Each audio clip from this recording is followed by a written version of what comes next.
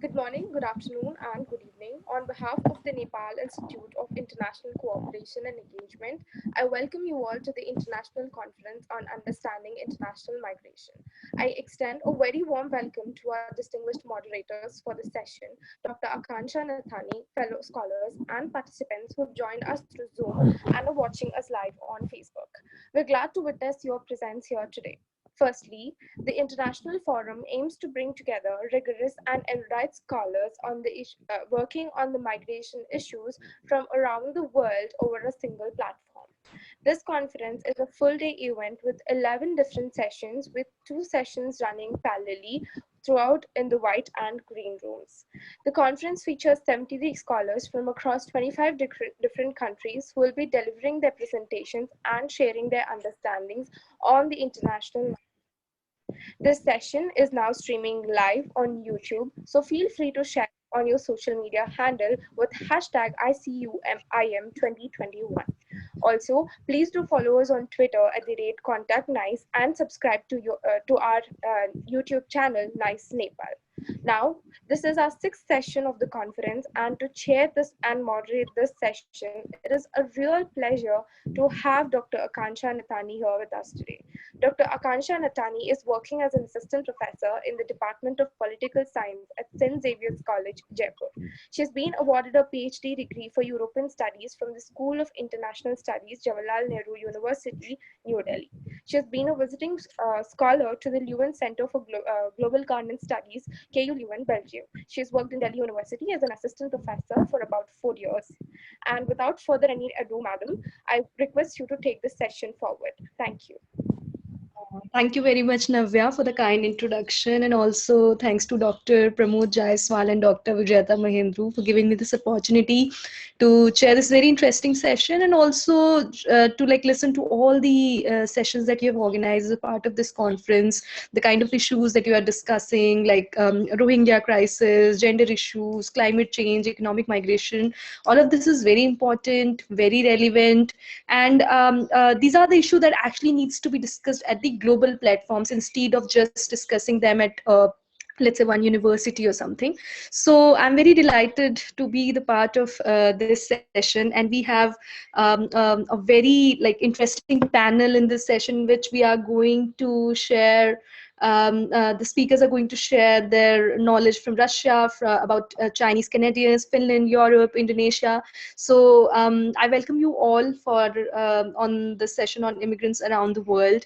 And without further delay, let us first call our speakers so that we have a lot of time for debates and discussions on whatever findings of your research papers are. So I would like to first invite Nikolay Goryachev, who is a research fellow, Institute of History, Archaeology, and Ethnology, Peoples of the Far East, Russian Academy of Sciences, Russia. So we have him from Russia to give his perspectives on international migration in the Russian Far East, implications on domestic policy and security. So I welcome him to share his ideas. So you have 12 minutes. Okay, thank you. Thank you, organizers, thank you, colleagues, thank you, the moderator, for the opportunity to speak today for you. And the issue of international migration for Russia is a great importance, especially for the development of countries' regions. So, on the one hand, attracting foreigners is a strategic importance and a part of government policy line. On the other hand, foreign migration is essential for the functioning of some regional business sectors, such as agricultural, building, and construction. Using the case of the Russian Far East, I'm examining the influence of state programs for the resettlement of compatriots, mainly from Bolivia, and the issues of attracting foreign labor from China, GPRK, and ex-USSR states of Central Asia to various sectors of regional economy. These migration inflows are producing some instability in domestic policy and also might cause some security problems. The state program for resettlement of the Russian compatriots was adopted by the decree of the President of Russian Federation on June 2022, 2008. The program is aimed for the settlement of people who ended up outside the Russian Federation after the collapse of the USSR and who want to move to Russia. According to the federal law on the state policy of Russian Federation in relation to compatriots abroad, compatriots are the Russian citizens living abroad, persons and their descendants living outside the territory of Russia and belonging, as a rule, to peoples historically living in the territory of Russia before, as well as those who have made a free choice in favor of spiritual, cultural, or legal ties with Russia, persons whose relatives in the direct ascending line previously lived on the territory of the Russian Federation. And one of the most famous examples of repatriation under the compatriot resettlement program is the relocation of old believers, a group of Orthodox Christians from South America to the Russian Far East. The first few families moved to Primorsky Krai in 2008 and few more in next year. Their main interest is the territories of Primorsky Krai and Amur region.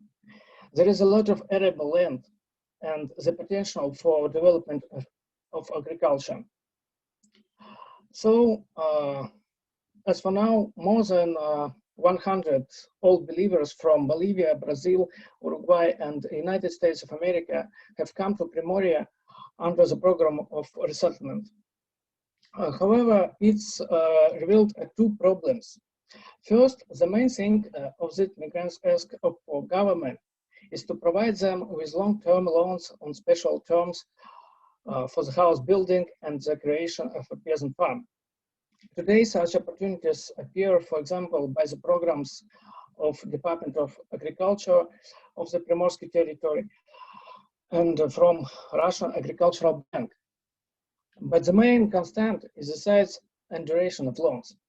Considering that the land taken by the old believers has not been cultivated more than 20 years, and the first serious harvest from it may appear only after 4 or 3 years of work, and it's difficult to start making a profit immediately.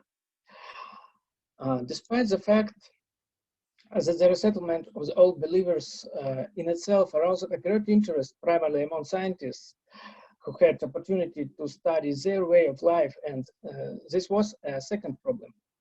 The preservation of traditional culture and way of life that prevents the settlers from finding mutual understanding with local residents. For example, this happened in Lyubitovka village in the Primorsky Krai.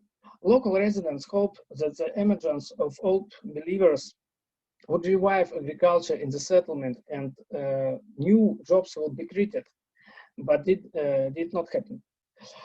Old believers continue to live a closed community. Newly created families are created only with other old believers. At the same time, they practically do not involve locals on their farms, which cause a criminal conflict based on envy. Because the resettlements are entitled to a number of benefits from local government, and local residents could count it on all. And at present time, there is no reason to believe that the situation will change in short or medium term. And the second way of international migration is to attract labor force. And the first country in that reason is China. Chinese labor migration is currently associated with agriculture. This activity has a long history and is difficult to describe it brightly, but as for now, the companies and individuals associated with China is about 16% of all used land in Russian Far East. It's about 350 hectares, 1,000 hectares of the land. And the greatest concentration of such lands in the Jewish autonomous region.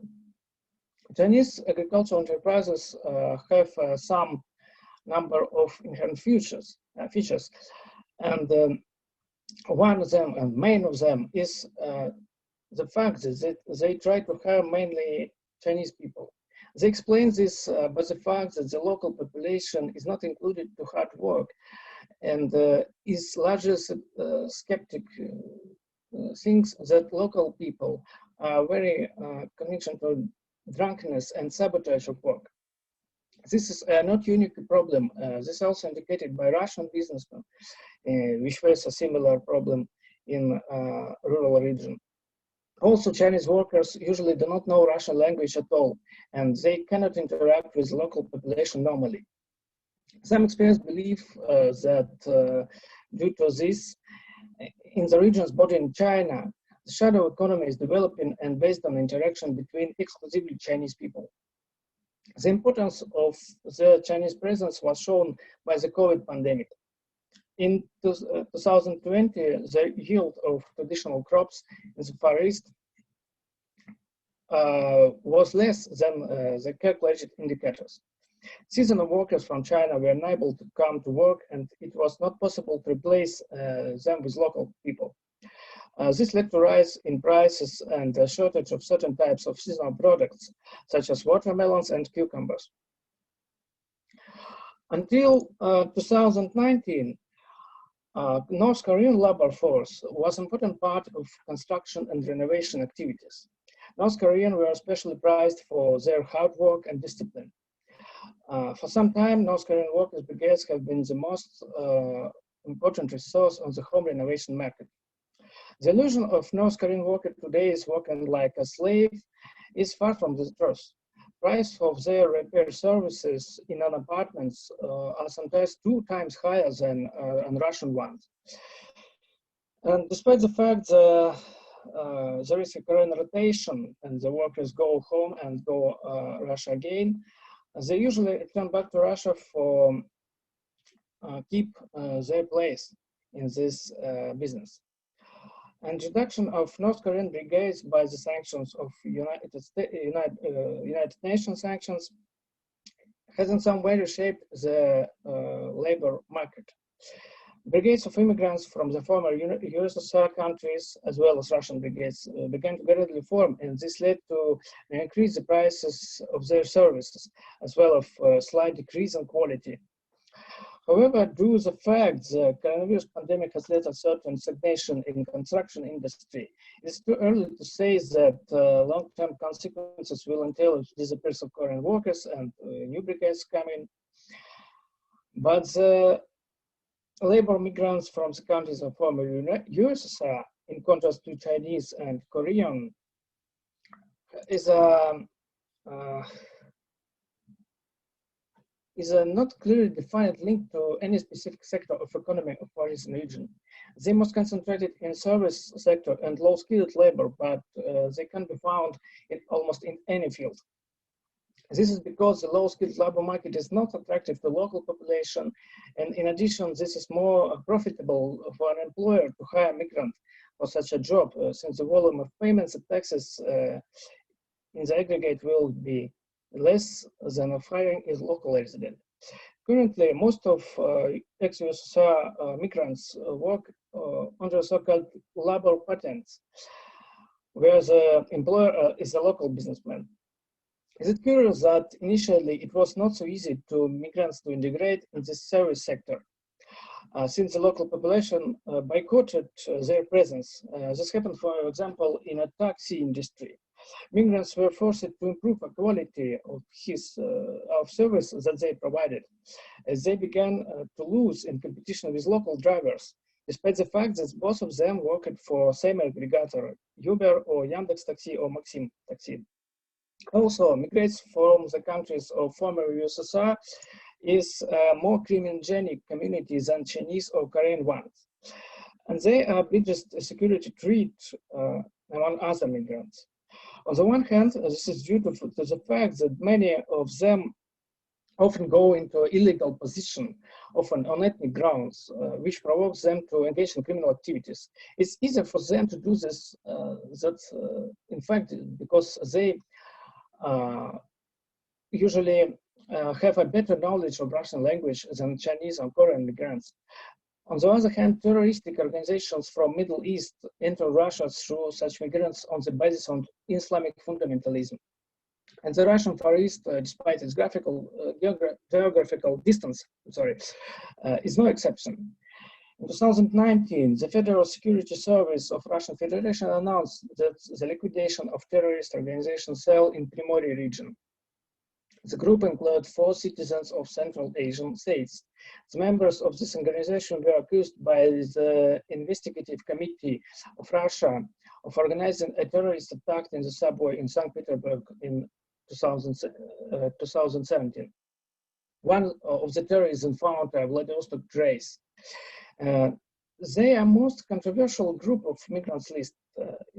On the one hand, it's easier to them to obtain a Russian citizenship more than the Chinese or Koreans. In addition, they need it to some types of work for driving, for example. Those who participate, usually ethnic Russian,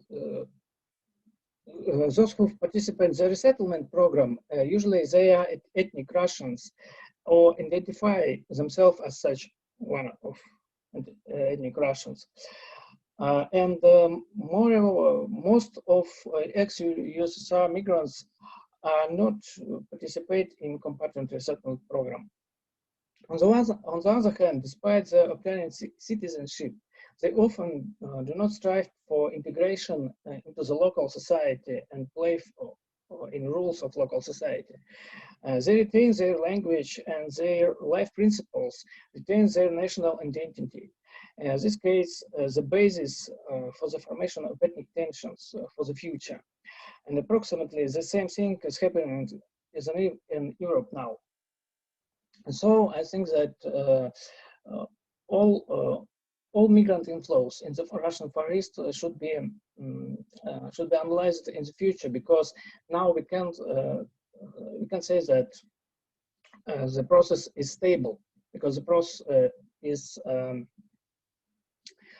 changed from time to time, and the COVID pandemic will be a main factor for these changes for near future. Thank you for your attention, and if you have any questions, I'm ready to answer. Thank you very much, Nikolay Goryachev. It was very interesting paper indeed. You have covered a lot of aspects. You have talked about the migrants to Far East Russia from China, from Korea, and from you also talked about ex-USSR states. So that was very interesting. You have covered everything in detail, and you have highlighted some very important points like the securitization of whole issues, that how the migrants cause a security threat, how this sort of perception is built, and also how basically the clashes in terms of cultural identity start beginning, the society starts resisting about that. So that was very interesting. I'm sure the people who are attending this session might have a lot of questions, so you can send all of them in chat box. Now I would like to invite Kavita Singh. She's a doctoral candidate from School of International Studies, Jawaharlal Nehru University, New Delhi, and she will be talking about the politics of migration and transnationalism, a case study of Chinese Canadians. So I welcome you, Kavita. You have 12 minutes.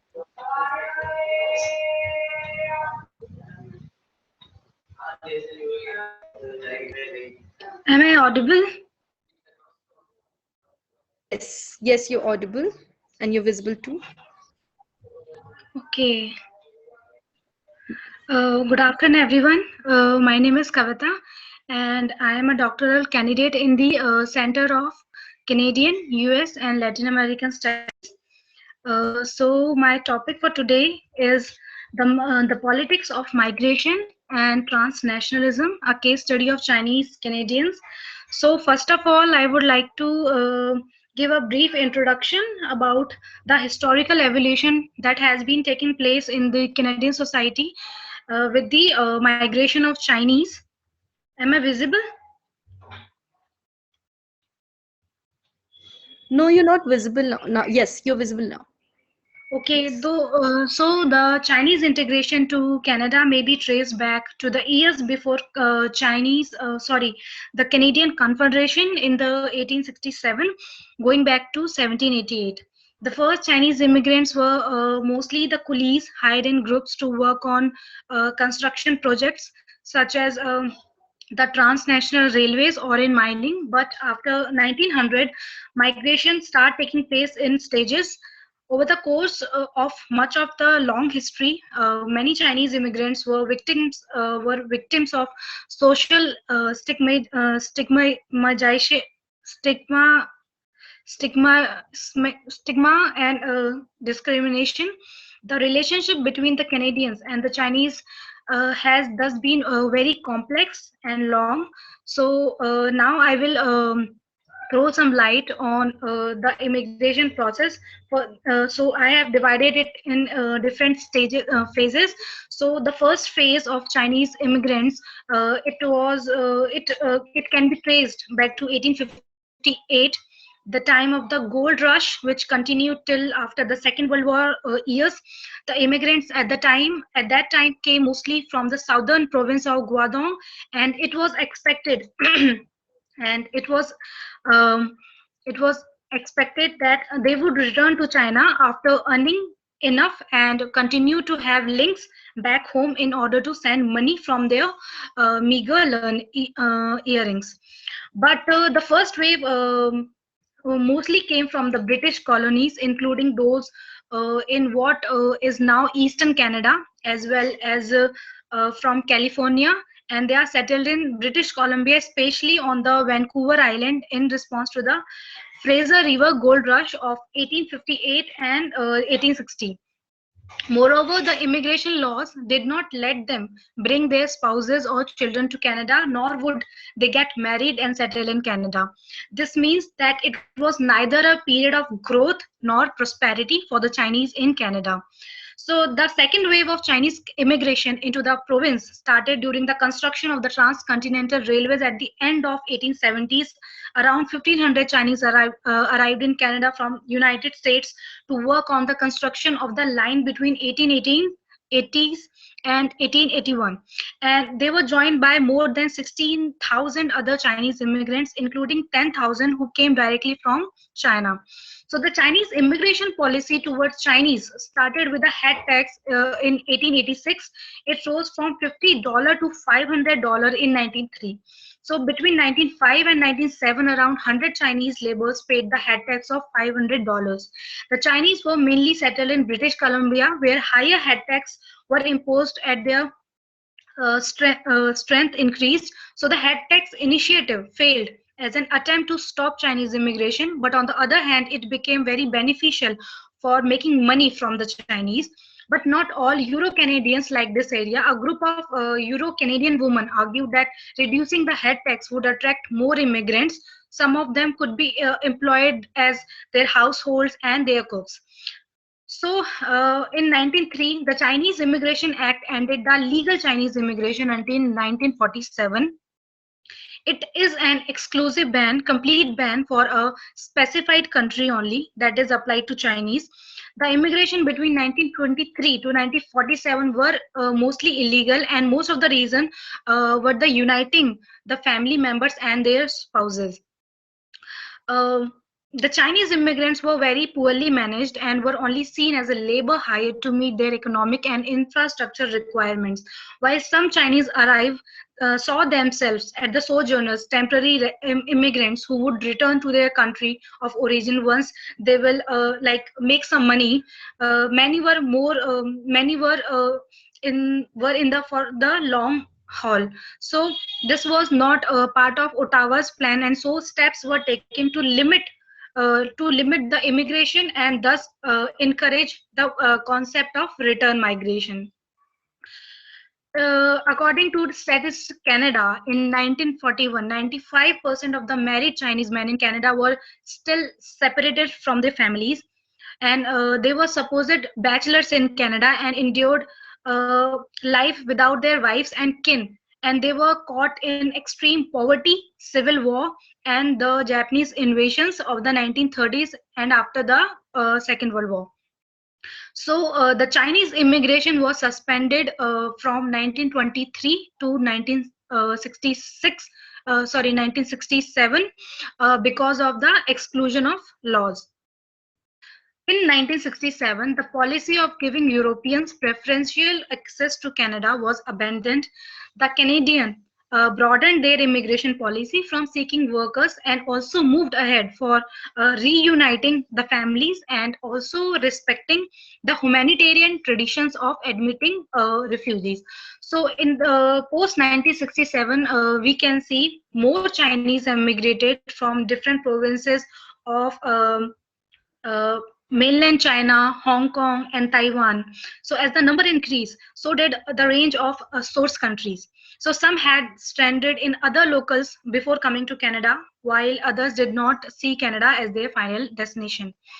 Uh, in the in 73, a family reunification agreement was made between Canada and the People's Republic of China, and it stated that it introduced the family reunification policy for the Chinese, and this demonstrated the liberal humanitarianism. Government officials considered this approach, which remained highly restrictive, to nevertheless be evidence of a goodwill. So the family reunification was therefore more of a domestic immigration policy in the context of Cold War. It was infused with certain political implications. Deng Xiaoping's economic reforms of open door policy was introduced from December 1978. So because of that, 50,000 mainland Chinese students studied in Western democratic countries from 1978 to 1987, and they were mostly funded by the Chinese government. So in the 1980s and 1990s, ethnic Chinese from different countries, Vietnam, Cambodia, Indonesia, Philippines, India, Brazil, Guyana, Mexico, South Africa, Europe, and the other parts of the world joined the wave of migration to Canada. So by the end of the 1970s, the provincial government had been responsible for policy making and management with respect to the selection of integration of immigrants. And against the changing backdrop, the average number of immigrants have increased annually throughout the 1980s and the 1990s. By 2006, the Europe was 2006. Sorry, the Europe was replaced by Asia Pacific as the source of immigration. In 2008, 46% of immigrants in Canada came from mainland China, India, and Philippines, Pakistan, South Korea, and Sri Lanka. The highest proportion of the Asian migrants was from India and China. So several theories have been implied to study how the immigration and the process of transnationalism have been playing a role for the Chinese Canadians. So first of all, the theory of social construction has been applied in my paper, and it argues that the reality is a result of more social than rather than the individual process. So knowledge which shapes reality is not possessed by people, but rather something people do together. So there is a result of social construction process, and it is influenced and shaped by the cultural, historical, political, and economical conditions. And so such knowledge is socially constructed. It can be vary historically over time, and it can differ across cultural groups that hold diverse beliefs about human development and nature, given that values, norms, belief, attitudes, traditions, and practices, they vary from one cultural group to another, and so does the social construction of knowledge. And how does nationalism has come into the politics of migration? With the advancement of communication and transport, it has allowed people to experience life in more than one places. Transnational activities and social networks can be successfully and easily sustained by migrants without the limitations of space and distance. So it has become easier for the individuals to keep social ties with their homeland while already building new connections in the new country, because transnationalism has changed the way migrants create economic, political and social cultural connections between the host country and their homeland. So their reintegration is a complex process and that deserves the attention of the researchers. So China has been a part of this transnational migration, both as a source as well as a host country. So since 1990s, uh, since 1990s, China has been sending a large number of especially the developed countries. China's growing economy is attracting them back to their homeland. So according to the report of Ministry of Education of China, from 1978 to 2012, almost more than 1 lakh people, the exact data is 1 lakh 91,000 people with the overseas education qualifications returned to mainland China in the past decade. In the year 2012, the number reached to more than 2 lakh. So these returnees, often referred to as Haigi in Chinese, have brought social changes to the Chinese society, and meanwhile, they have sparked a heated debate. However, very little had been written about the personal experience of these transnational migrants. Drawing on the life history research, this study so we are talking about the experience the Chinese immigrants have experienced in the Canada. So the transnationalism, it includes multiple ties and it includes multiple interaction that link people and institution across the nation state. So this process requires regular and sustained transnational social contacts among nations over the time, which may include a high intensity of exchanges, new modes of transacting, as well as a variety of activities that require the continual cross-border travel and contacts. With the increasing density and frequency of transnational practices and linkage, spatial distance has less and less connection with the fixed national boundaries. The contemporary practice, according to the political geographers, has altered the traditional definition of space and time. So a new social space is constructed that is not necessarily grounded in the particular geographical I'm, places. I'm so And sorry. You have to put up your paper now. Please wind up. okay, Hmm. uh, so uh, so talking about the Chinese Canadians, half of the Chinese Canadians have arrived from in Canada from different from People's Republic of China, from Hong Kong, and from Caribbean, Bermuda, and they have settled to a very small urban areas, and they have formed their communities in the Canadian society, specifically called as Chinatowns. Um, More restrictions, uh, um, like in the recent times, we can say that the Taiwanese form a distinct identity within the Chinese communities, and they have very little in common. Similarly, the large numbers of China, they also leads them to having a separate process of identity formation. And apart from these internal differences, we can also see the that the age, the social status, and the age also, they form different Chinese identities in the Canadian society.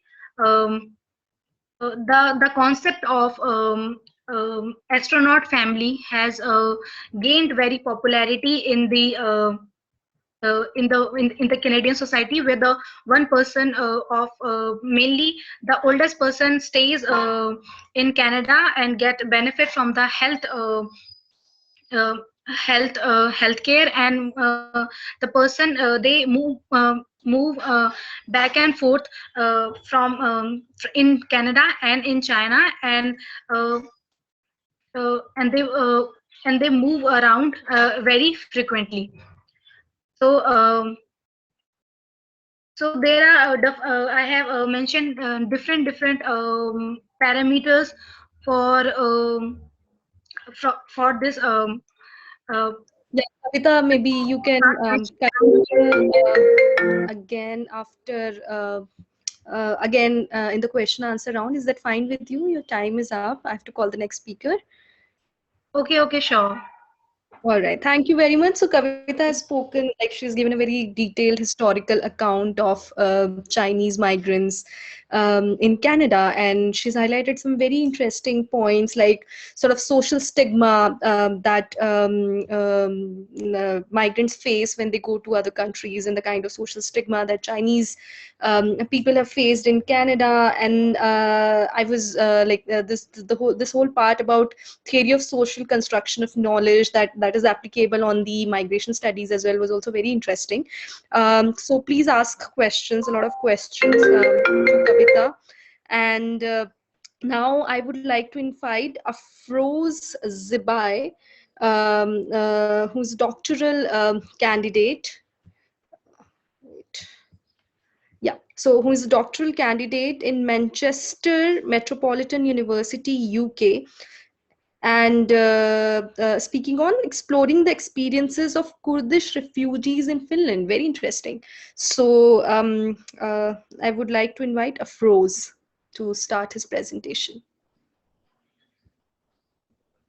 Afroz, are you there?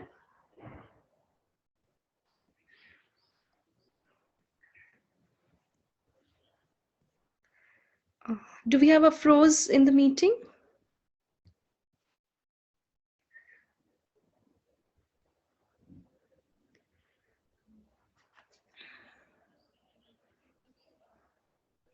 All right, so let's call the next participant, Jagrati Chakraborty. So she's a doctoral candidate in ICFAI University, India. And she's also speaking on a very interesting topic, which is belongingness of the Tripura Bengalis, a study of selected poems of Tripura. Bengal is going to have elections soon, so I'm sure she has a lot of good, interesting points to offer in her research paper. Jagrati, are you there? Yeah, Yes, ma'am. and I hope I am yes, you're audible. audible and visible. Thank you. Yes, ma'am. Thank you. Okay, my name is Jagrati Chakraborty, and I am a research scholar in ICFAI University of Tripura. And Tripura is not part of West Of course Bengal. not. Tripura is the part of, yeah, Northeast Yes. India. So that's it. That is why I have selected this topic, because many people doesn't know about the state itself. So in this great platform, I want to introduce this topic also. So I would like to share my screen, and another thing is thanks for giving me this opportunity to speak in this great platform. So let me start. So my topic of discussion is belongingness of the Tripura Bengalis, a study of select poems. I am a student of English literature. That's why I am including the literature part here also.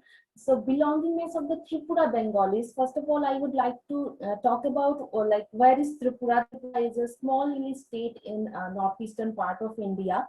So and I would like to talk about the history of Tripura. So Tripura is previously, before independence of India, was not part of India itself. It was a princely state ruled by the Manikya kings of Tripura, and the name of the state was Chakla Roshnabad. What is Chakla? If I say Chakla means a cluster of 4 districts. So it was previously part of Bangladesh itself, now Bangladesh itself. So later on, after partition in 1949, Tripura became the part of India.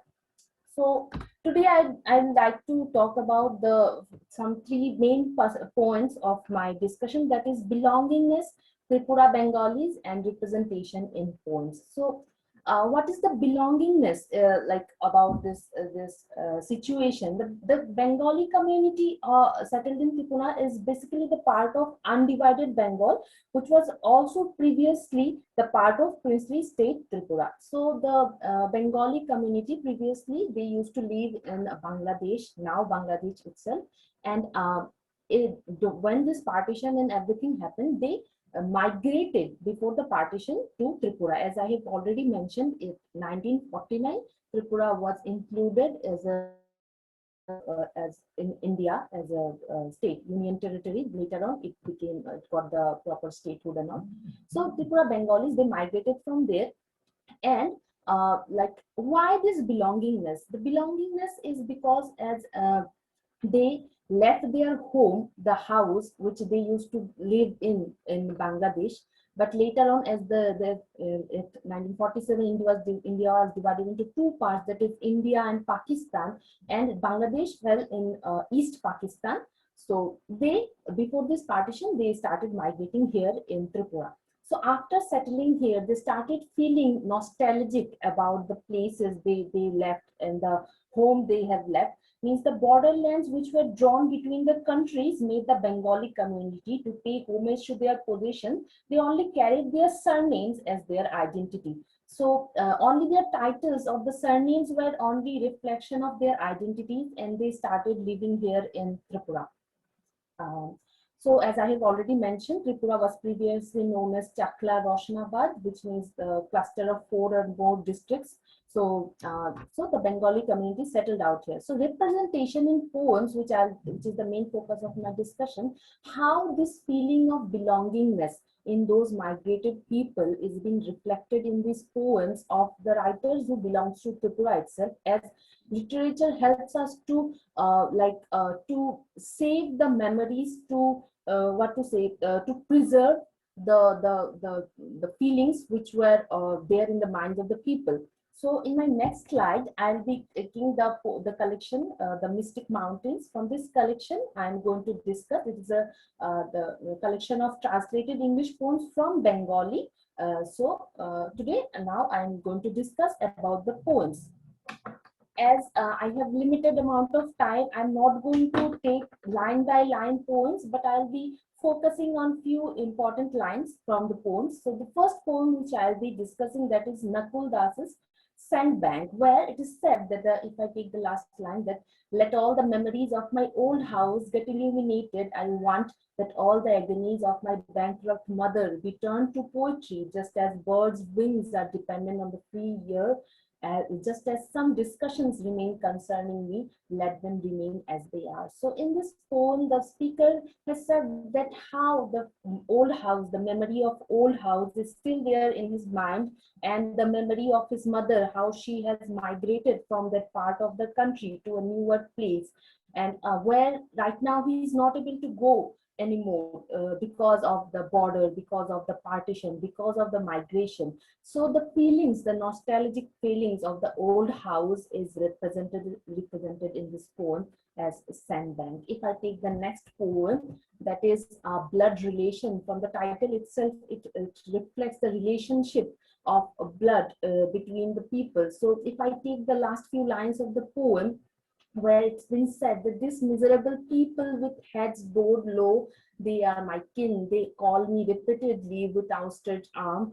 How can I go, and where shall I go, discarding that bond? Let the sky be where it is, let me be myself.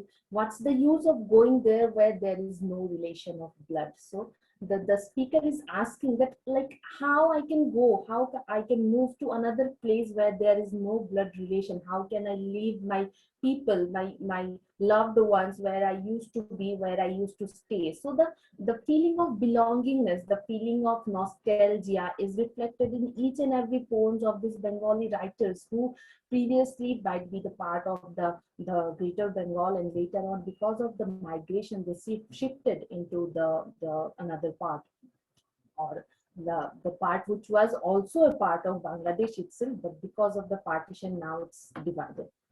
If I take the next poem, names Autumn's Neighbor, where the same thing is being represented, that in the midst of no neighbor's memory is retained, and my autumn's night gets unreasonably prolonged.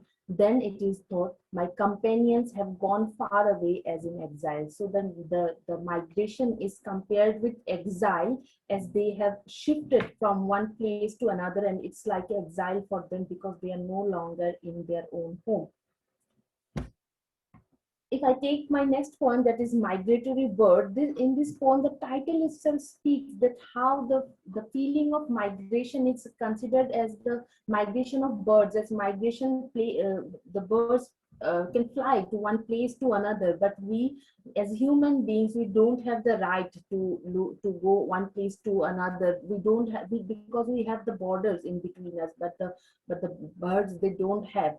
So the feeling of belongingness is again reflected in this poem also, where the migration is represented through this poetry. The poem Illogical is another great example of the nostalgia or belongingness, which I am discussing. That if I take the last few lines, that every month, like repairing old wall, His Excellency the President gives ordinance or a new amendment. For us, it seems an unbreakable change. I behold the moon every month, every 2 months season change. Outside in India, the color change on the grass and cornfields. Only our chains do not change. So the change or the barriers or the partition or the wires of those partitions are not changing. The countries are changing. So it's totally illogical why these barriers, why this kind of discrimination is there.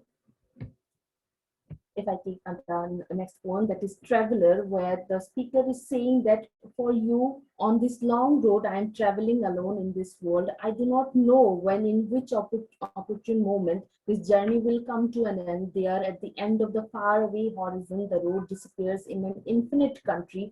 Do you decide there, O Lord?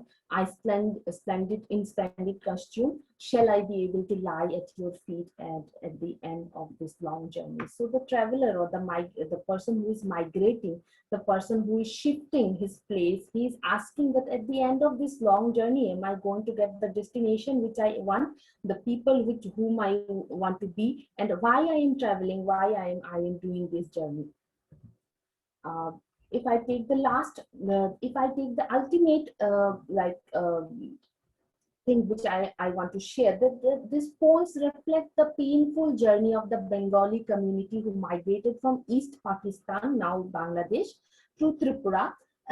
It was this migration was not something which was willful, which was not which they migrated because they wanted to be there in a place which is might be there similar to their own. So as I said, the Tripura was previously part of Bangladesh itself. Because of partition, it became the part of India, and later on in 1949, as India got its freedom in 1947, and Tripura became the part of India in 1949. People started migrating during that time because Tripura somehow reflected the feelings of their own land, that is Bangladesh or East Pakistan, previously known as I told. So the feeling is quite similar. That's why they decided to migrate to some place which is quite similar to their previous land. But still, the notion or the feeling is still there inside their mind. Might be the third generation people are still with those memories of their ancestor, which they have shared, which like a memory they are passing to one by one. That the concept of home which comes there, that physical home and the mental home, where they are living and where they used to be, where their mind is already there in the beauty of Bengal, that is Bangladesh. But the nostalgic feeling or the belongingness is reflected in those poems. Past reminiscence of long lost home, as I have already told, that the concept of mental home and the physical home is reflects here. The complexity of the term home for the Tripura Bengalis is they think that they are the part of this state, but still the somehow they are being told that you are not the part of this country. Although Tripura itself was part of like Tripura is previously was part of Bangladesh, then it became the part of India. Same people, same place, only the names only has changed. The borders has became the part of are playing a major role in this division. The migration of those Bengali people as I wanted to reflect. So thank you. So this was my presentation.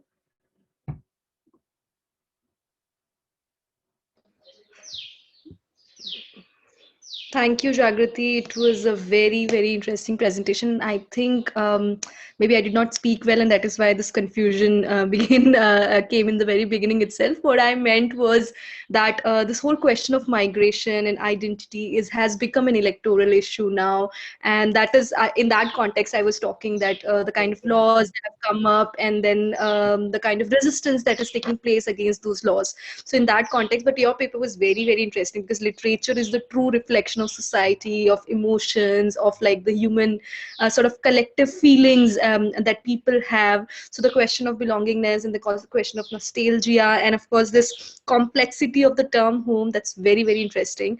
And I'm sure people will have a lot of questions for you. Also the specific part of reflecting your pain through natural objects like birds and all those who migrate. So that was very interesting. I'm sure you'll be writing a very interesting thesis on this topic. So thank you very much. Next, we have Sathiya Priya RM, student of Central University of Kerala. Interesting. And speaking on dynamics of democratic peace theory and forced migrants in Europe. So, Sathiya, it's your time now. Good afternoon to you all. I'm Priya from India. I'm pursuing my PG in International Relations and Politics in CUK. Now I'm going to impeach on the issues related to the European refugee crisis and how it has enthralled the people around the Middle East as well as from the European Union. My paper presentation topic is about the dynamics of democratic peace theory and forced migrants in Europe. Coming to the introduction part, is it visible to you all? Yes. Hello. Yes, it's visible. Yeah. Yeah. What is about this European refugee crisis? Yeah, this European refugee crisis is referred to a time period from 2015 when high number of people arrived to the European Union from countries of Northeastern African and Middle Eastern parts. And by the end of the 2016, nearly 5.2 million refugees and migrants started to reach over the European shores. By undertaking the treacherous journey from Syria, Afghanistan, Middle East, Eastern countries, and which has torn apart by war and other sort of persecutions.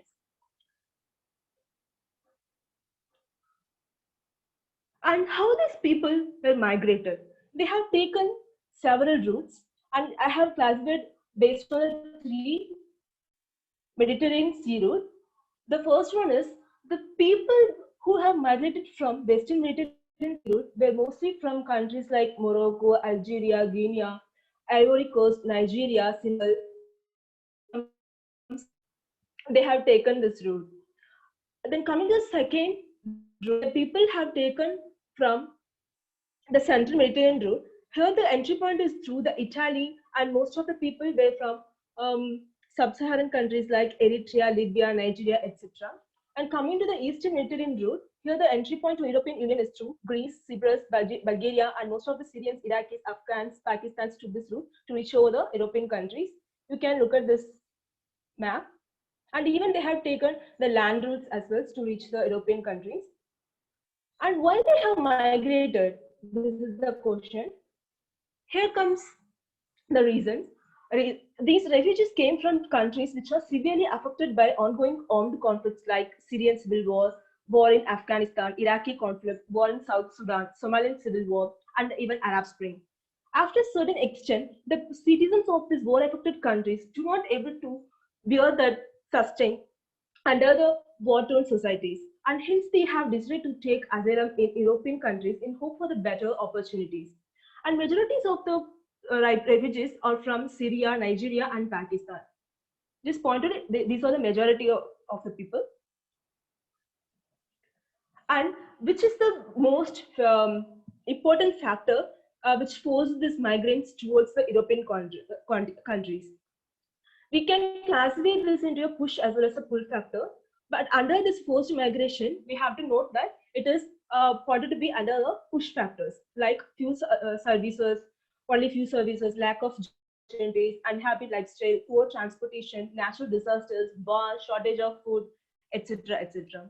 These are the major factors which is making millions of Syrians and Iraqi people to flee from their origin. And what led to the migration crisis? Overthrowing of the dictatorial rule or power change in the Middle Eastern countries, and it is similar to the Arab Spring. I hope you all are aware of this Arab Spring. It was a series of anti-government protests aimed to bring down a long-term dictatorial rule or a pro-democratic protest sponsored by the Western countries or the Middle Eastern as well as from African countries. But if we try to understand the background of this conflict, you can note down that the major role was played over by the US under their foreign policy in the Middle Eastern countries. During the Cold War era, it was a period of geopolitical tension, and the US foreign policy in the Middle East was driven by the three major objectives: to suppress the Soviet Union, securing petroleum supplies, ensuring the survival of Israel, and so on. At the end of the Cold War, it was seen as a victory of Western democracy and its allies over the Soviet Union communism. And here comes the admiration of my presentation, the dynamics of democratic peace theory. Yeah, if you look at the foreign policy under Bill Clinton's presidential term, it focused largely on the democracy and human rights issue and strong political influence for power maximization. And it was derived from the famous theory in international relations, which is democratic peace theory. It says all about the democracies are destined to engage in armed conflict with other identified democracies. A more democratic world would be a safer, saner, and more prosperous world for the United States. Democratic countries do not go to a war or sponsor terrorism against other democracies or build any mass destructions of weapons to one another. In simple words, the US wanted to spread democracy and liberalism in the Middle Eastern states. And finally, the 9/11 terror attack in the United States that made the US to stress on the idea of liberalism and democracy in the Middle Eastern countries in full-throated manner. Immediately after this 9/11 attack, the popular view which gained the global attention was the Islamic terrorism is threatening over the US. Therefore, the US came with the new idea of interpreting the Islam, which gave rise to the neoconservatism as a major ideology over the Middle Eastern part. So under the Bush Republican Party administration, they created democracy as a tool to create order in the Middle Eastern countries. To secure Western interests in the Middle East, the US made out a series of initiatives like the US Middle East Partnership Initiative in December 2002, the broader Middle East and North African Partnership Initiative in June 2014, and so on. The ideology of mainstream Democratic Party. The US also invited its allies like European countries to promote democracy in the Middle East. And the invention of Iraq in 2003, wherein the major combat operation took place, which has combined the states like UK, Australia, Poland troops to invade Iraq because they have to overthrow the regime of Saddam Hussein. Then in 2009, the arrival of Barack Obama here under the Democratic Party, he gave rise to the Middle East policy with a set of liberal international principles. In March 2011, there was a pro-democracy protest which evolved in the city of Damascus and the Dara in Syria. It was against the presidential Bashar al-Assad. As the protest grew more popular, the Syrian government used chemical weapons, tear gases, and opened their fires. So this incident created a conundrum to US, a valid reason to order a sanction against the Syrian government, and as a result, in 2014, numerous airstrikes was happened in Syria. The US main strategy was if they want to weak down any countries, they simultaneously put on some sanctions against any other countries. Finally, Iraq and Syria became war-torn country, and gradually the deployment of US troops in the Middle East countries started to spread their wings. And the forced migrants in Europe countries. And as impact, the Arab Spring, the Iraqi conflict, and the Syrian war all began in a similar fashion in which they were initially a pro-democratic protest against their own government. Ultimately, it turned into a massive protest and prompted a group of extremists and moderate rebels in both the sides. The NATO allies and the US conducted military operation against the extremists and funded moderate rebels against them, and the whole country was under the destabilized position. These whole factors turned into a push factor and eventually bring out the forced migration to European countries, and many traveled through land routes as well. and Mediterranean sea route, and they have taken tremendous, dangerous journey in an effort to escape from the conflict. The critics over the democracy and liberalism. The impact of this mass migration is still being felt today in different parts of the world. It is seen as the only way of securing the political and economic interest in US. The overuse of liberalism and democracy in the region, which has its own thinking, own culture, history, and faced destabilize the normal life in the Middle East, and they have interpreted their own way of life. Desperately, this lopsided interest of the US and NATO countries turned a whole country into a war zone. Now they have destroyed the people's home, and in retaliation, definitely they will reach down over the European countries. So this kind of disproportionate entry of the migrants in the European countries created a political fallout among the various governments. Here comes the compassionate welcome into a compassionate fatigue. The overflow of refugees in European countries turned the European compassionate welcome into a compassionate fatigue. Some instance over there, like in Sweden, the crime became the part of immigration debate. In 2015, the Germany shocked by the colonial sexual assault. In 2016, the Berlin Christmas market terror attack. The anti-migrant sentiment started in Italy and Sweden. Recently, the terror attack in Austria and France in 2020 have collectively served as a brutal reminder, and it is to be noted that terrorism and migration cannot be separate, and you can tell this as a same coin with two different sides. Okay, here comes a conclusion. As a result, the European migration crisis gave rise to the nationalistic sentiments, and the problem is based on the insider and outsider theory. For instance, when your place gets flooded with the migrants from other places who have their own ways and their own set of values, and it ultimately reflects over the native sentiments or native residents. Okay, so these insiders will perceive the migrants as a direct competitors, and they started to feel Middle Eastern refugees as people who are all eating the old welfare system which was produced over in the European countries. Okay, therefore, to advocate for better protection within the region and globally, the United Nations High Commission for Refugee, they collaborate with a range of European institutions and policies of its member states by signing a partnership agreement in order to protect and assist the international refugees. Thank you. Thank you very much, Kavita. It was a sorry, Priya. yeah, RM. It was a very sorry about that. It was a very interesting paper indeed.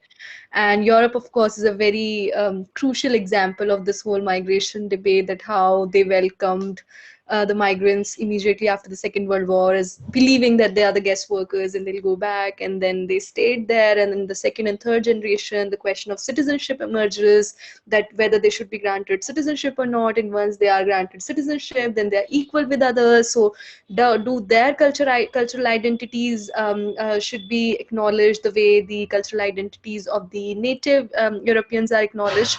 And then, of course, we entered in the phase of death of multiculturalism in the 21st century in Europe. Like all the leaders of European countries, they started giving very strong statements against the terrorism. And I am curious about the statement that you just presented in your paper, that terrorism and migration are the two sides of the coin. So maybe you will answer that in the question answer session. Also, I would also like to know about the response of European Union to this, that they stand for democracy and human rights and rule of law and refugee rights all over the world. And then now what are they doing themselves in their land? So that's a very important question.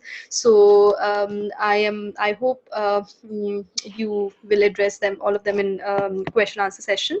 Now I would like to invite Devi, Yusvitasari, and Desi, Yunitasari. I'm sorry if I'm not pronouncing that correctly. So they are from Ganesha University of Education, Indonesia. And they'll be speaking on the urgency of international refugee law instruments ratifications in fulfilling the rights of refugees in Indonesia. Good afternoon, all. Thank you for giving us the chance to to presenting our research paper. We would like to present regarding the urgency of international refugee law instrument specification in fulfilling the rights of refugees in Indonesia. As we know that refugee migration is increasing worldwide as a result of civil war and internal conflict in the world. Refugees urgently need international protection for their survival. Do they no longer receive protection from their home countries? Every country has rights and obligations in handling refugee issues, which are basically humanitarian issues, while still considering respect for the sovereignty of the country. In the midst of global refugee crisis, there are a lot of discussion regarding the handling of refugees in the world. However, this issue has been somewhat neglected in Indonesia. As the situation in Indonesia related to the problem of refugees is truly limited. Indonesia, which is not state party, as well as doesn't have a comprehensive legal instrument regarding refugees. Despite historically, Indonesia has been utilized as a transit country by the refugees. Due to their lives were endangered and their human rights violated, they are forced to flee their country because of persecution, war, or violence. Moreover, because of their religion or ethnicity, they are treated like second-class citizens in their own country. The United Nations estimates that Indonesia has been a host to almost 14,000 refugees from Afghanistan, Somalia, Iraq, Myanmar, Sudan, etc. Therefore, Indonesia has a responsibility as a state in providing protection for refugees. For the next, we can see this from the 1945 Constitution of the Republic of Indonesia. The second principle of Pancasila, as well as the law of number 39 of 1999 on human rights, which clearly state that the Indonesian government appreciates the protection, enforcement, and fulfillment of human rights. Most refugees come to Indonesia with the hope of being permanently resettled elsewhere, but increasingly stringent immigration policies and massive underfunding have left them stuck with no money, no right to work, and unable to access public service or obtain citizenship. Even they don't have adequate legal protection in Indonesia. For the next is regarding international refugees problem in Indonesia. This is why the handling of refugees in Indonesia is experiencing difficulties due to several factors. The problems are the first, inadequate regulation, the second, poor facilities and support areas, and the third is regarding social problems. For the first, regarding inadequate regulation, in 2016, the government issued Presidential Regulation number 125 of 2016 on the treatment of refugees and asylum seekers in Indonesia. This regulation recognized the fundamental right to seek asylum and refugee and provides some clarity regarding the status of refugees and asylum seekers in Indonesia. But this regulation is still largely limited in its scope and fails to provide sufficient guidance on refugee rights, or it remains in a sufficient legal framework for the rights of refugees and asylum seekers. Moreover, Indonesia has ratified the 1951 International Convention and the Additional Protocol in 1967. Despite in other international treaties, Indonesia declared its full support to basic principle of human rights. This was stated in the United Nations Charter and recorded in the 1948 Universal Declaration of Human Rights as the standard of achievement for all people and nations. This absence of specific law instruments regarding refugees has resulted in legal procurement in handling refugees. Indonesia desperately needs to resolve the inconsistency between refugee policy and practice if it to respect and protect the rights of asylum seekers and refugees who might be in this country for several years. As these rights have been recognized in the Indonesian Constitution, Law number 39 of 1999 on human rights and Law number 37 of 1999 on foreign relations, that everyone has equal rights without discrimination. And other than that, the problems for refugees in Indonesia, such as poor facilities and support areas. Indonesia has 13 immigration detention centers. We need to know that immigration detention center is not a refugee shelter. It has been recognized by the government that there is no provision for the immigration detention center to accommodate refugees. The implication is there is no place to accommodate refugees. And once what if in the event of an emergency? In the event of an emergency, the government can accommodate refugees in local government areas. But after that, the immigration must temporarily take charge. After being temporarily housed in the immigration detention center, there is actually a possibility of placing them outside the immigration detention center as long as there is a guarantee. But the government is not going to provide guarantee. Therefore, in practice, there are homestaying rented by international organizations working with immigration authorities, such as International Organization for Migration, to provide the shelter for refugees outside the immigration detention center. And regarding the social problems of the prison of refugees, a number of social problems are caused by refugee prisons. For example, in terms of national security, it is important to be cautious because of the possibility of foreign spy or member of the international terrorist network that will spread their ideology. There is also possibility of refugees bringing disease that will cause an epidemic in Indonesia, considering that refugees also have the right to interact with local residents. And then especially, if there is a legal vacuum in handling of refugees, it will cause social problems and affect the security of the state. For example, the presidential regulation of the Republic of Indonesia number 125 of 2016 on the handling of refugees only regulate a small part of the process and for the first emergency response issue related. But regarding the issue related to prevention, repatriation, and who is fully responsible and are not well regulated. For how long they can stay in Indonesia, UNHCR itself cannot guarantee that their identification process and verification will be completed in a day, a month, or even several years. Of the many problems faced by refugees in Indonesia, the most crucial problems is the non-ratification of the convention relating to the status of the refugee in 1951 and the 1967 New York Protocol concerning international refugees, because this will greatly help overcome various other problems, especially related to the refugee protection. And regarding this, will be explained by my partner.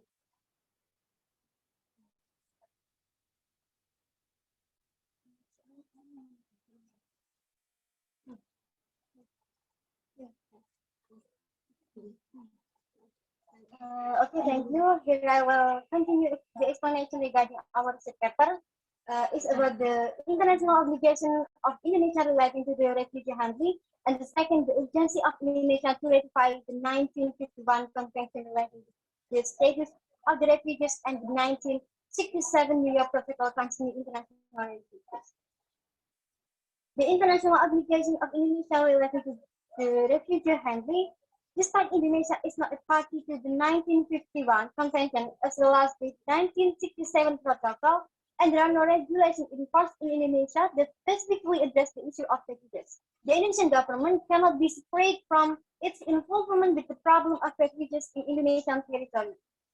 Besides that, Indonesia is an active member of the United Nations, and Indonesia has responsibility to uphold the values of human rights for Indonesian citizens or from people other countries, including refugees. And the second is regarding the agency of Indonesia to ratify the 1951 Convention relating to the status of the refugees and the 1967 New York Protocol concerning international refugees. The existence of the 1951 Convention and the 1967 New York Protocol are the starting points in advancing human rights. This is in line with the two legal instruments that are the main sources of the 1951 Refugee Convention, namely the 1933 Refugee Convention and also the 1984, the 1948 Universal Declaration of Human Rights, so that the role of Indonesia regarding human rights enforcement can be fulfilled through the 1951 Refugee Convention and the 1967 New York Protocol. As a country that usually becomes a destination or transit point for refugees, Indonesia needs a legal instrument that can be used as references in handling the refugee problems. Even though Indonesia regulation accommodated the presidential decree number 125, 2016 on refugee from other countries, the fact that if the presidential regulation cannot accommodate the resolution of the refugee problem in Indonesia, because this law instrument only regulates the handling of refugees. However, the determination of the status refugee remains the authority of UNHCR. And regarding Indonesian government doesn't have the authority to determine the status of refugees. Meanwhile, being able to determine the status of the refugee is important to prevent refugees with criminal records from entering Indonesian territory. So that Indonesian government can contribute in handling this problem in according with national interest. The 1951 Refugee Convention could be one of the ways to develop human rights enforcement because this convention is the first international law instrument that transforms certain provision in the UDHR for certain categories of people. And what are the benefits of ratifying the convention? At least there are two benefits if Indonesia ratifies the 1951 Refugee Convention and its 1967 protocol. The first is the Indonesian government can make its own policies regarding the status of refugees and asylum seekers so that the government can be directly involved and contribute in handling the refugee problem in accordance with Indonesian national interests.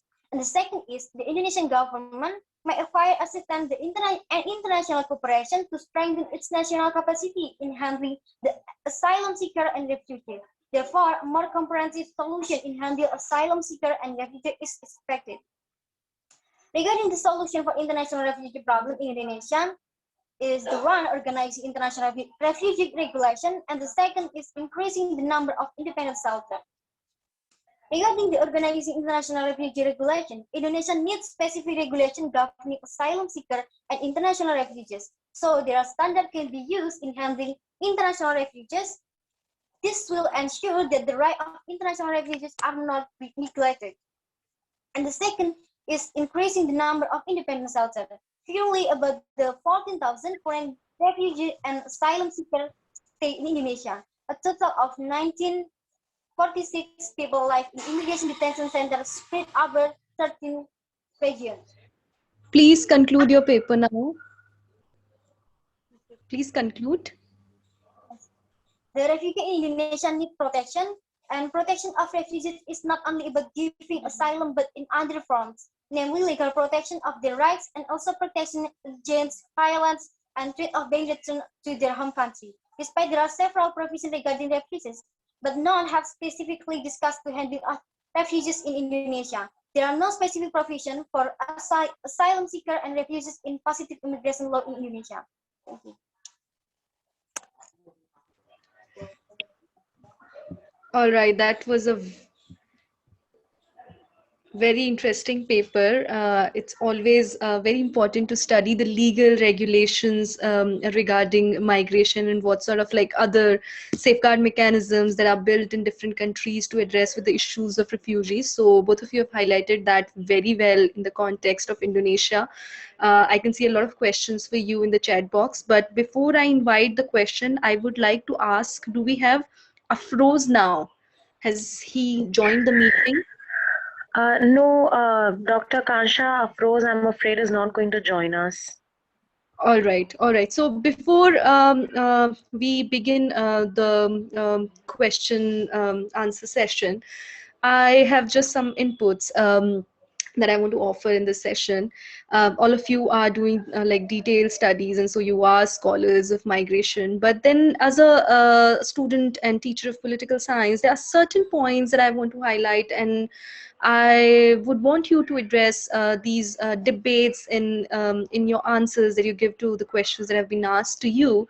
So first is, of course, when we talk about this whole question of legal regulations and safeguards, then this whole debate that goes on the dignity versus sympathy, that how do we look at the migrants when we make laws for them or some sort of specific arrangements for them, then what sort of approach the states are basically following. Is it more dignity oriented, or is it more a sympathy sort of oriented approach?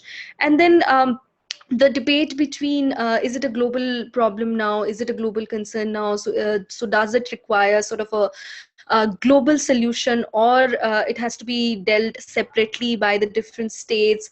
And then of course the question of ground realities of the states also come in, because yes, democratic values are one part of this whole situation, but at the same time democracies run on electoral systems. And then what sort of debates that occur during elections on the question of migrants, and how do political parties have to somehow secure support for themselves by taking sides on these issues. And mostly these sides in contemporary times are anti-migrants, and how the social media has become a very strong sort of ground to abuse migrants. We've seen that a lot of studies, Oxford Internet Institute recently revealed in a study that all of these anti-migrant sentiments, they get more uh, uh, uh, traction on social media, they're shared more, and they are mostly based on misinterpretation of information. So how that is also becoming a very important debate, that how this question has to be dealt. And then of course the question of stigma, the question of belongingness, and then the question of citizenship itself, that when people migrate from one place to another, if you are a legal migrant, there are of course a lot of terms and conditions you already fulfill, but then illegal migration also takes place on a very high scale. So what happens with the question of citizenship then? And even if the citizenship is granted, then what happens to the question of affinity, the question of belongingness? So all of these are very important debates that are emerging all over the world, and we have had very interesting papers in this session from, let's say, all corners of the world itself, from Canada to Russia to Indonesia. So now I would like to ask the questions that have been sent in the chat box to different speakers. So I have first question for Nikolay Goryachev. So what are the citizenship clause or rights that are given to migrants that makes Far East Russia a desirable destination for so many identities, as you talked about migrants from North Korea, migrants from China, and other countries as well? So what are these citizenship clause or rights that it makes a very attractive destination? Okay, thank you for a question for me. And when we're talking about citizenships or some rights that are given to migrants, and what accounts for make Far East Russia is a desirable destination is very complicated question, because for resettlements from Bolivia, for all believers, the main purpose of their migration to Far East Russia, it's no so citizenship or some rights. The main purpose is a land, because on Far East we have more land and small amount of people on that land. And in Far East Russia, they can build their houses, build their farms, and do their business. But if we talking about North Koreans and ex-USSR migrants, the main purpose of their migration is money, because not only in Far East Russia, in all Russia, they can earn more money than in their countries. For North Korean is a strategic question, because many North Korean works on all around the world and make money to feed their families and to feed their party. But in case of Chinese migrants, the land is not so important for like for resettlements, but also important because in Far East Russia the close cross-border cooperation, and they can do agricultural business here because we have more land, more empty land. But for all of these categories, the citizenship is could give them more rights, but not all of these migrants want these rights, because for resettlements, they cannot go to Russia without citizenship, because citizenship granted for their families and as one of points of one of the critical points of program of resettlement. But for another migrants for access USSR countries citizens, their Russian citizenship given them some rights as I have.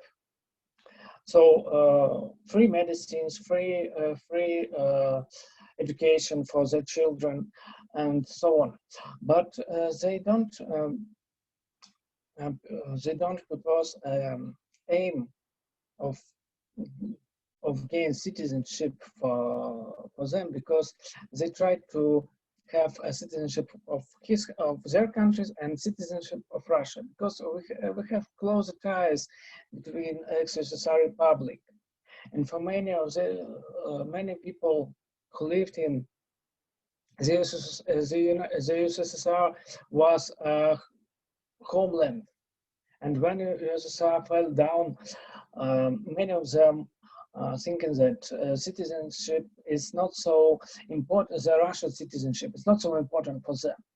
And as for your question about political parties and their involvement in citizenship battles, I know that we have some tensions with migrants, because many of them are criminal engagement, have a serious criminal engagement, and on elections, many people want to reduce the migration inflow. But it's not a question for some political programs or political engagement, because migrants often ignore the elections at all. And the federal program of resettlement is about to, the main purpose of this program is do one thing, to bring back Russians, because many of all believers as Russians, but they didn't have some roots in USSR. They have roots in old Russia, and for them it will be attractive, because our politicians think that it's only way how all believers can keep their culture and their heritage, because in countries where they live, so in Canada, in Bolivia, Uruguay, and Australia, they didn't, they cannot preserve their heritage. Thank you very much. So the next question is for Kavita. Do you agree that Chinese immigrants to Canada over the years have been able to overcome the factors of prejudice, racism, and discrimination, but the pandemic has once again reversed the situation? That's a very important concern, because pandemics has exposed a lot of human values as well. So Kavita.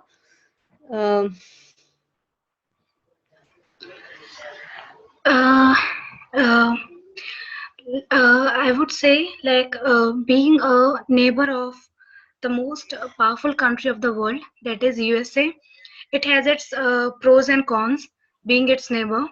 So, like what we have seen under the Trump administration, that he was not very happy with the Chinese. Uh, like his accusation of Chinese spreading the virus, and he's restricting the borders and the policies, immigration policies for the Chinese, and being its neighbor, Canada also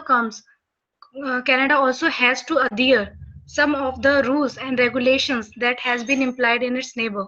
So when we talk about the situation of the immigration right now, the immigration has faced a very big stoppage. There is no immigration that has been going on right now.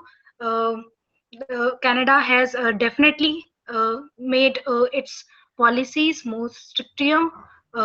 And when it comes to Chinese, I think uh,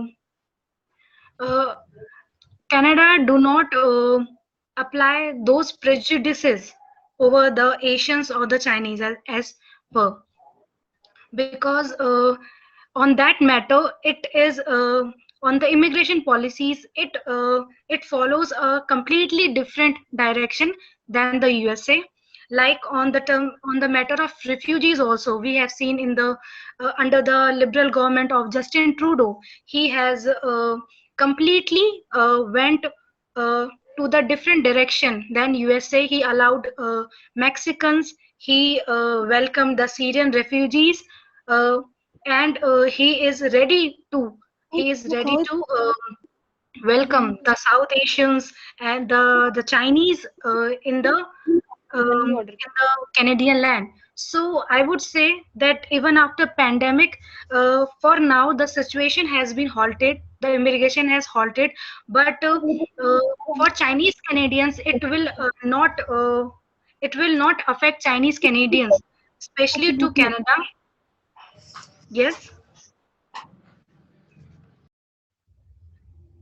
because like if I analyze the immigration policies of Canada, uh, it has no direct racist policies, or like after the execution of the 1967 Immigration Act of Canada, the system has been turned around. They are more open to include people, to welcome people with high education, with high skill, and with a proper background check. So it doesn't matter if they are coming from China or coming from other South Asian country. So for Chinese Canadians, I think the situation is safe in the, at least in the Canadian land. All right, thank you very much. Next question is for Jagrati. The question is, would the notion of Bangalistan take back Tripura to its past?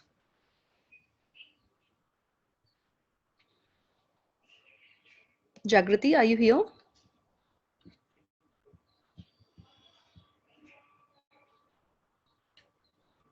Okay, so let's ask the question to Ms. Sathiya Priya. So the question is, do you think factors like the rise of Islamic separatism in Europe impacts the already existing refugee crisis in Europe?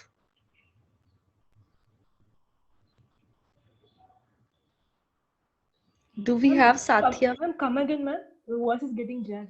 Right. I read the question again. Ah. It says, do you think factors like the rise of Islamic separatism in Europe impacts the already existing refugee crisis in Europe? Sure, ma'am. Coming to the refugee crisis, each country has their own multifaceted culture, space, etc. So if the people from different zones or different parts of the world started to migrate towards another country, they will start to invite different cultures from the rest of the people. So definitely it would bring about the chaos in the normal mode of lifestyle and their culture, their ideology. It interprets everything. Hello. Yeah, right. You're audible. So then coming to the European case, they are like more liberal oriented people, but coming to the Islamic kind of state, they are more value oriented, and they are less aware of this empirical point of view. So they always go ahead by ethical values and their own set of cultures. So they can, so it definitely creates some chaos in European continent or European Union. All right, that's very interesting. And as in social sciences, there's nothing right and wrong. The debate is always between two rights. So there's a counter perspective to this as well. And it's very nice that Sathiya Priya is working on this topic, because that's very interesting. Europe is facing a lot of big questions in terms of how to deal with refugee crisis. So next question we have we have actually many questions for Devi and Desi. Do we have them? So I can see 3 questions for them. Devi and Okay. Desi. Yeah, okay, Yeah. thank you. So the Regarding, first question is um, like refugees from which countries seek refuge in Indonesia, and generally, and for what reasons? Like from where do they come from, and what are the main reasons that people are taking refugee status in Indonesia? okay, thank you. Regarding the first question, there are many reasons why refugees leave their home countries, such as war, violence, persecution, or human rights violation.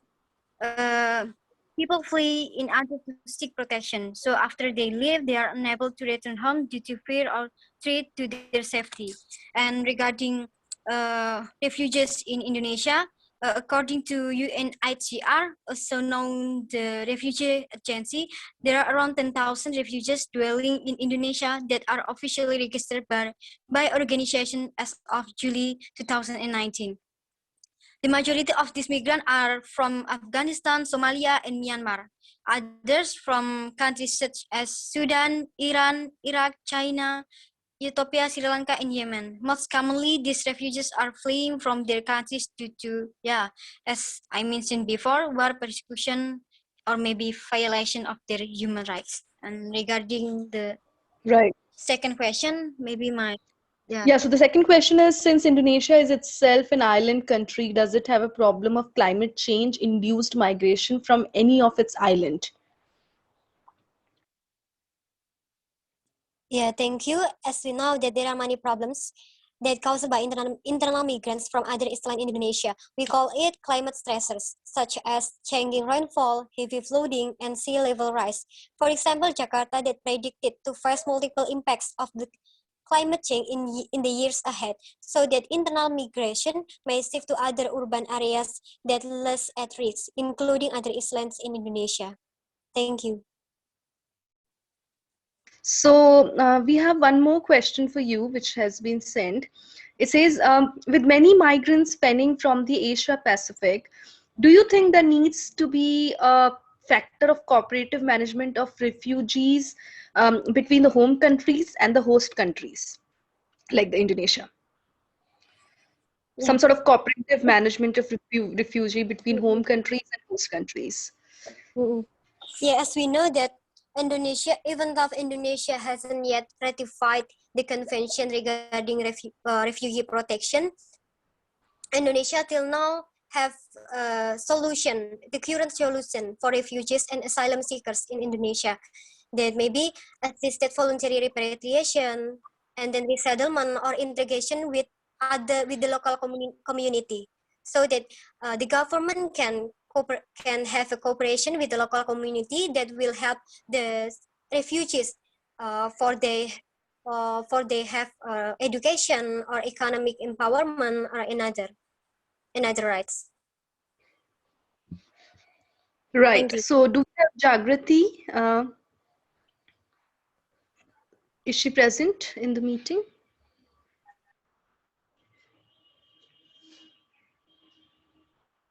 Okay, so these were the questions from the audience, and the session was definitely very interesting. All of you highlighted some very important points related to migration all over the world, and which basically the few points which all of you are talking about is sort of the question of belongingness, the question of stigma, the question of welfareism by the state. So it of course opens up for the debates at the global level on these issues.